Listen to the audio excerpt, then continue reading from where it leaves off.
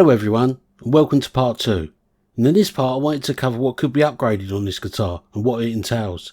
Now we found out in part 1 that a number of upgrades were possible for this SG, and they were the pickups, the pickguard and the wiring pots. The guitar would also benefit from a setup too, which we will do last. I will put a link to everything I use down in the description, and I am determined to keep this as cheap as possible. So let's get to work and see what we need for the jobs.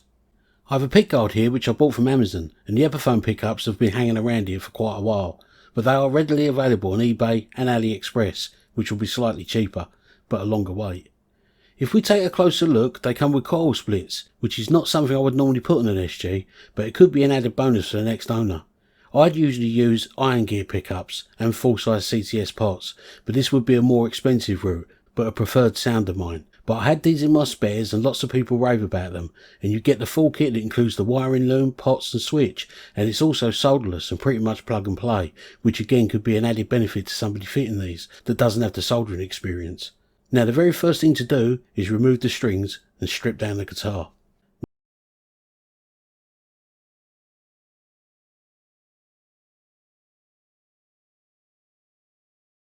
Now we have quickly come to our first problem, and this is the biggest thing with Chibsons. They can be a pain to upgrade because things have not been done properly from the outset, and we see that clearly here with the pickguard, due to the cheap cut of the original, you can no longer fit an aftermarket pickguard, as it would expose holes that were drilled. It's very common to have to do some recutting and adjusting when changing a Chibson pickguard due to the routings not being uniform as they would be on say an Epiphone or a bona fide Gibson, but sometimes, as with this guitar, the cut is so bad that you can't cover up the holes, so you either have to have a bespoke one made, which is very expensive, or as we are going to do here, stick with the original. It's a shame, but not the end of the world, as this one still looks okay and does its job. Let's look now at replacing the pickups, and it's not long before we hit problem number 2.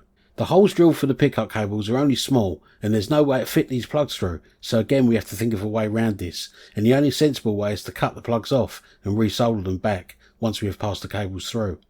This wouldn't be a problem if I had bought the iron gear pickups and separate pots and wiring, but it's definitely something you need to be aware of when buying these Epiphone pickup kits, because what seems like a much easier option may not be so. You can also see just how badly this guitar has been routed, but this is often the case with Chibsons, and thankfully all this is hidden by the pickguard. Another problem are these bridge pins. These are obviously fitted after the pickguard, so they have to be removed before we can refit this pickguard, but again luckily these come out quite easily with a bit of a pull. This particular Chibson seems to be fighting us every step of the way, but let's push on. With the pickups now installed, I'm going to add some shielding to the backplate and to reassemble this guitar. With the guitar back together, I'm going to take a look at this fretboard. First I'm going to oil the board because it looks a bit dry. I'll just use some normal lemon oil and give it a good rubbing.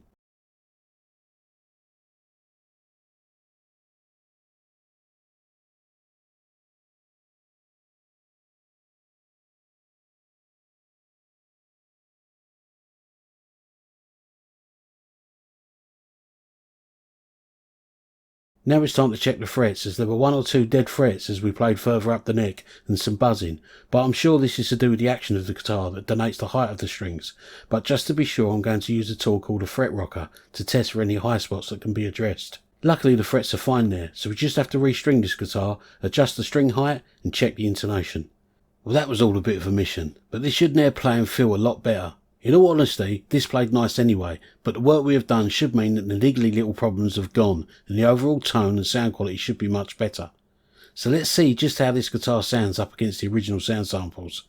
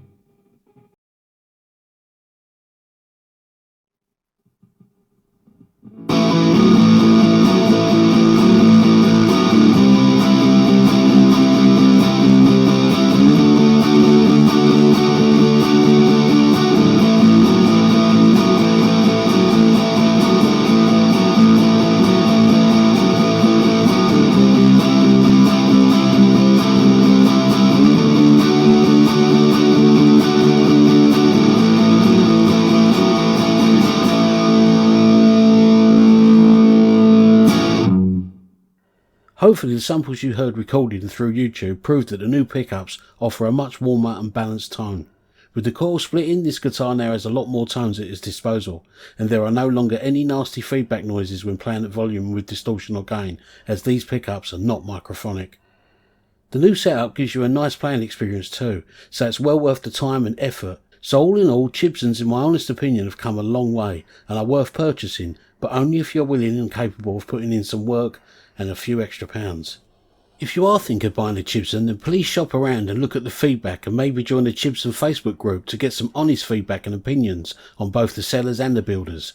But remember, although you should get a nice guitar that really looks the part, you must bear in mind that these are cheaply made guitars that will need some tweaks and often new pickups and wiring. But they are great modding platforms, especially for the beginner luthier. And with some time and effort, these can sound fantastic and look great. And if you do that work yourself, you'll have that attachment to your guitar. All of this comes at a fraction of the cost of a high-end guitar. So as I always ask, if you enjoy the content I create, then please take the time to like and subscribe. It literally costs you nothing but a few minutes of time, but helps me to continue making these free independent videos and reviews, and also helps spread these videos to a wider audience that may well be in need of some free help and advice. So until the next time, as always, thanks for watching.